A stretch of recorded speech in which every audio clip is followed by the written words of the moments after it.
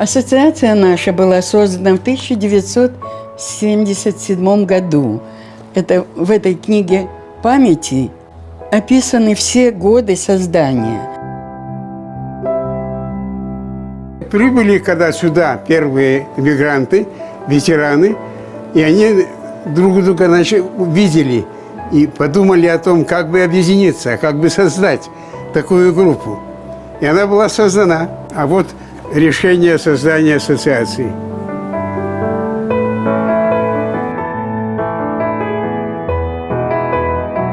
The West Hollywood as a city has been incorporated in 1984, and the Association of Veterans has been founded slightly before. Our veterans come here as early as 1970s and throughout the 1990s, and many of them come because their children migrate to Los Angeles. And I served on the City Council for many years in the early days of West Hollywood, and the association was such an important part of our community, even though we've lost so many of the members. But it was really such a great group of people who advocated on behalf of the Russian-speaking community, really educated us about a lot of things that they had gone through, and just really a great group of heroes who I don't think we would have won World War II if it weren't for the people fighting on the Eastern Front. Some of the individuals actually worked on the campaign to make West Hollywood a city, and then some of the individuals were very involved in helping us reach the Russian-speaking community. We have people from all over Eastern Europe and the former Soviet Union, and it was really important for us to be able to communicate and provide services and build that level of trust with the community. You know, West Hollywood became a port of entry for the Russian Jewish community when they came to Southern California. Veterans of the Soviet Army were here. They took great pride in the role they played in beating the Nazis. West Hollywood became like Brighton Beach was in New York, in Brooklyn. And in the eastern half of the city of West Hollywood, if you drove down Santa Monica Boulevard, even to this day, you see some, but in those days, almost every store had Russian lettering, Cyrillic lettering on the stores. You know, chlieb, miasa. It was like being in the Soviet Union or in Russia in terms of the signage. The veterans were a part of the Russian community here. You know, the Russian community writ large was, you know, a constellation of young people, older people, people who were veterans of the World War II, people who were not veterans of World War II, were too young to be. But they brought an infusion of a culture.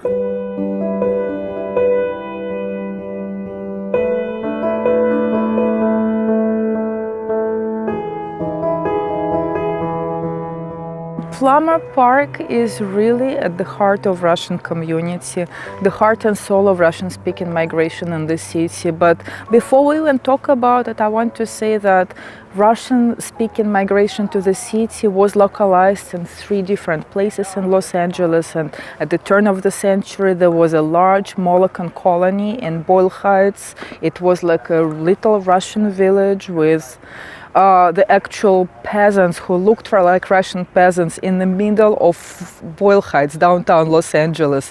Then the second place where Russian community localized is Hollywood Russian colony, where the representatives of the white immigration came, of the second wave of migration, and again they rebuilt their community there. Right now this area is populated mainly by Hispanic people and some Thai people. And this is the third home and place for Russian immigration, and I have to say that even prior to mass migration from the Soviet Union, some Russians were already in Plummer Park, and for example in the 1960s there were many performances that took place here, and I've recently seen a wonderful collection of photographs taken during the Russian theater performances in Los Angeles, and the people who were in the audience totally belong to the different era, different migration. Then come 1970s, and this is where the all the migrants who came here in the 1920s and then later in the 1940s meet with the newcomers from the Soviet Union, and these two groups mix and they meet in the park, and from here a very new creative mix of culture is born. Столярский стал президентом ассоциации в 1996 году. Но вот когда он пришел, ассоциация ожила, и люди стали приходить. Вот заседание комитета, вот парад. В нашей ассоциации был генерал Мазин. Вот он. Он нам очень здорово помогал. Приходил всегда, говорил, подсказывал. Главная цель нашей ассоциации была объединить, выявить ветеранов. Мы часто давали в газету объявления, по радио. Тогда еще было радио даже здесь.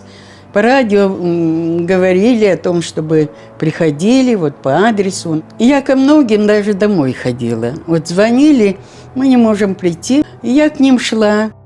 Столярский очень такой неординарный человек, чисто военный, с военной выправкой. Слово у него всегда находится для каждого. И этим он завоевал уважение, что стал президентом. Он создал комитет у нас, в который вошло 11 человек. И каждый из них за что-то отвечал. За культмассовую работу, за помощь ветеранам, за помощь тем, которые уже не могли ходить. 27 лет тому назад моя семья прибыла в Америку. И сразу же, как ветеран войны, я узнал, что здесь существует ассоциация ветеранов Второй мировой войны.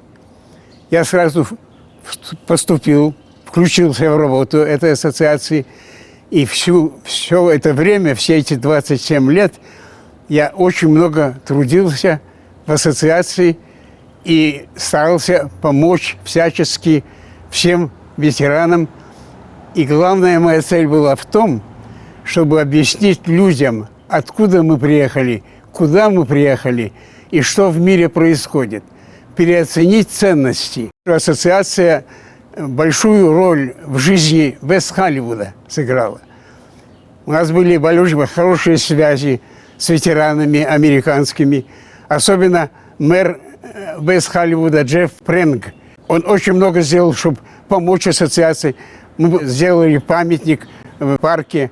Это с его помощью. Я считаю, что я не зря провел эти годы, и что ассоциация вошла в историю не только Второй мировой войны, но в историю города и Америки. I met the leadership of the association when I first ran for city council in West Hollywood back in 1997. The veterans were very, very active in the city at that point. There were three people, Mr. Barkin, Mr. Stolarski, and Mr. Kutz. Stolarski was the president, and Kutz was the vice president who spoke good English, and he was kind of the liaison. But there was, at that time, there were, I recall a statistic that there were more veterans of the Soviet Army from World War II in West Hollywood than there were American veterans. It was a very large group that they served as, in many ways, as the ambassadors for the Russian-speaking community in West Hollywood to the government. And they were active, civically engaged, and kind people who really wanted to be involved and contribute to the community and to the welfare of their fellow veterans. And I was very impressed by this. You know, when you think of West Hollywood, it's a small, a very urban city. It's got a history for the Sunset Strip and rock and roll. You know, a third of the population is LGBTQ, which is really what the city's known for. But I discovered we had this incredibly rich history and culture of people who immigrated from what was then the Soviet Union, and that we had these veterans who fought during this war, who's in many cases they lost family and friends to the concentration camps, to the horrors of war, and you know they did nothing less than help save the world from the Nazis and destruction. And their time in service was a life-defining element for them. Their whole lives were defined by their service in that war. It was profoundly important to them, and it helped glue them together after they immigrated to the United States and found themselves in and around West Hollywood, and it became the foundation for their social interaction, for their civic involvement, and it was just really something, I thought, special and unique and terribly overlooked by the city. While the city was very involved in helping them in terms of affordable housing and senior services. When I ran for re-election in 2001, I was the mayor, and I sat down with the veterans many times, and they told me about their hopes and aspirations, and they had some goals that I thought were reasonable and achievable. One is they really wanted to have a monument to recognize their service in the service of democracy, fighting the Nazis. They wanted a monument at Plummer Park. They had an annual parade, and the city used to allow them to have a parade, but they used to make it require them to have it on a side street, in a residential side street. And they really thought it was important enough to have on Santa Monica Boulevard, like we do other parades. They had a library, a Russian language library that needed a home. It had been housed at the Chabad synagogue, but the location was only temporary. They needed a permanent home, and were hoping that the city could provide a location. They also wanted to share their culture and their story with the community. We're hoping that the city would help support them in an annual cultural festival, and so that was their agenda. And all of those things seem to be consistent with the city's the way the city interacted with other parts of the community, and they all seemed achievable. So I worked with them to help raise money to secure a site at Plummer Park to build this monument. And you've seen the monument. It's a beautiful, beautiful monument. So we're standing in front of a monument dedicated to the veterans of World War II, which has been erected by the Association of Veterans in 2005 with a great help from the city of West Hollywood. These places of memory are very important for us, and they visually signify the presence of people here and commemorate the community. In a way, they serve as the markers of the public memory that exists and lives in the city. So as you see, the design of the monument reminds us very much of the monuments that we can see all across the Soviet Union, but I have to remark on the scale. It is much smaller, miniatures. So it's not quite that those monumental monuments that we're used to, but much smaller, intimate, homemade. And the poem by Rasul Gamzatov about the cranes flying is, of course, very, very famous and connotes so many meanings to us, because cranes are not only the birds that return each spring to the East Central European and Russian spaces and make homes there, but they're also migratory birds. So we can think about the cranes from Gamzatov's poems as representation of the migration that took place and all the veterans who are in the city. Well, the city of West Hollywood financially, I think, supported them in some of their projects. The monument that exists at Plummer Park is a county park, is a West Hollywood park now. So they gave some of the real estate to for that purpose. Plummer Park became the open space headquarters of the Russian community. I mean, you could go there and see people playing chess in the morning all day long. Having picnics and coffee clutches. More Russian was spoken in Plummer Park than English. It was wonderful. They were really instrumental, I think, in, number one, just commemorating the victory over Germany and the Nazis, and also calling attention to various atrocities that occurred. Many of the members were Jewish, and so they also called attention to the travesty of the Holocaust.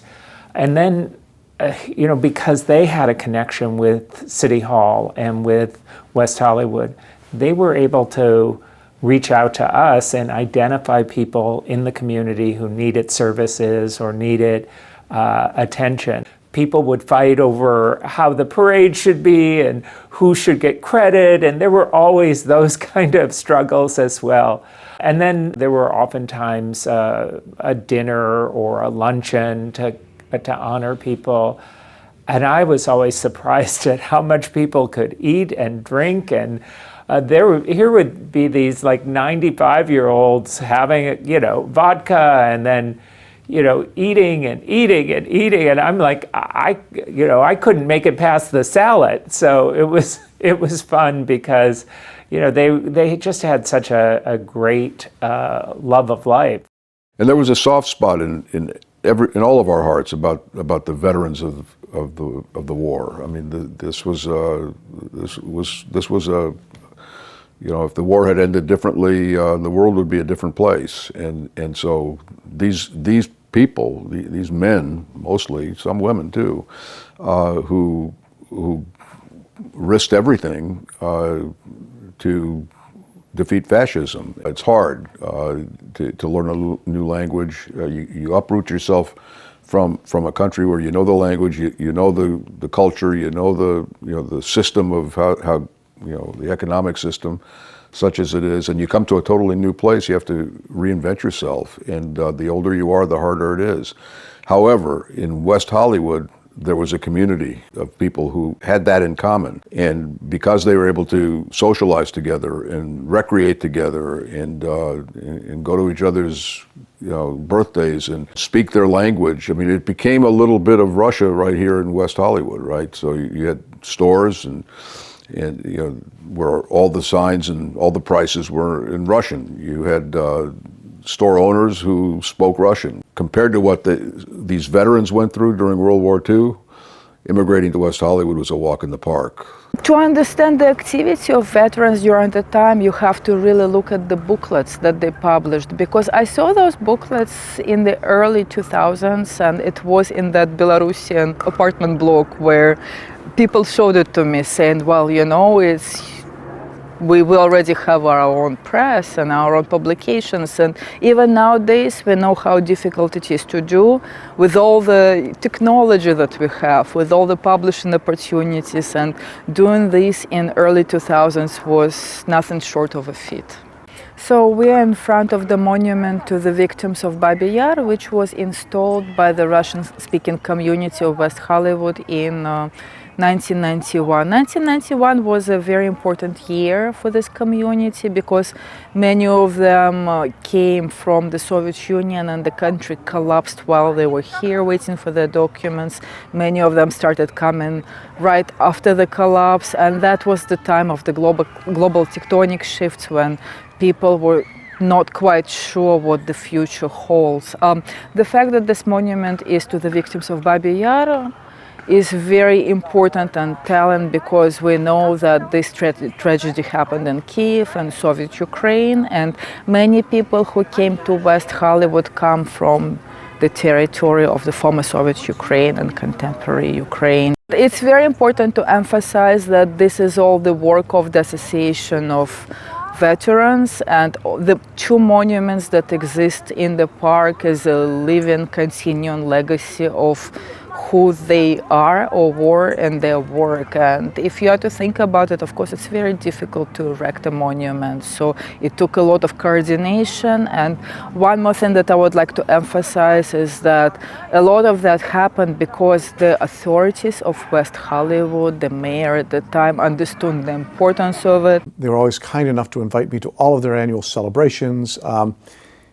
And that annual May 9th celebration was so important to them. Now in their 90s, they just weren't able to have the parade on Santa Monica Boulevard. They weren't able to coordinate the annual festival, but it was still important to them. So we had the city more or less become the organizer of that festival every year. So we were able to bring in entertainment and the tents and the chairs and the loudspeakers, everything necessary to make certain that we could have a dignified celebration to recognize this date, which was so important in their lives.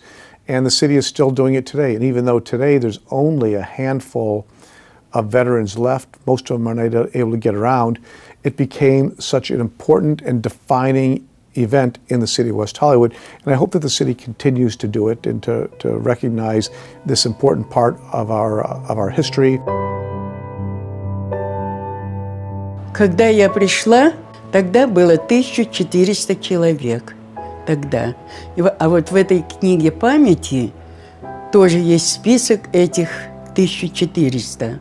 И они начали постепенно уходить. В одном году ушли Столярский, 2 вице-президента, Куц, Ефим, они все ушли в 2017 году. Вот это нынешний президент наш, Борис Миломед. Я перекличку делаю, я каждый год звоню им, перезваниваю, уточняю, живы-здоровы, кто как. В этот Новый год я стала звонить к ним. У меня список остался последний на 58 человек. И так у нас осталось сейчас 9 человек, и другие не пополняются. Мы писали в газету часто приглашали, приходите, приходите. Сейчас наша ассоциация закрыта. Ключи у меня. Книга у меня.